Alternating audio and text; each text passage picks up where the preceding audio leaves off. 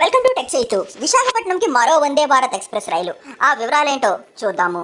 విశాఖపట్నం నుండి ప్రస్తుతం భువనేశ్వర్కి, సికింద్రాబాద్కి వందే భారత్ రైళ్లు నడుస్తున్నాయి. తాజాగా ఆంధ్రప్రదేశ్లో ఉన్న విశాఖపట్నం, ఛత్తీస్గఢ్లో ఉన్న దుర్గ్ మధ్య వందే భారత్ ఎక్స్ప్రెస్ రైల్ని ప్రపోజ్ చేశారని వార్తలు వస్తున్నాయి. దానికి సంబంధించి ట్విట్టర్లో ఈస్ట్ కోస్ట్ రైల్ ఫ్యాన్స్ వాళ్ళు ఒక టెంటేటివ్ టైం టేబుల్ని కూడా పోస్ట్ చేశారు.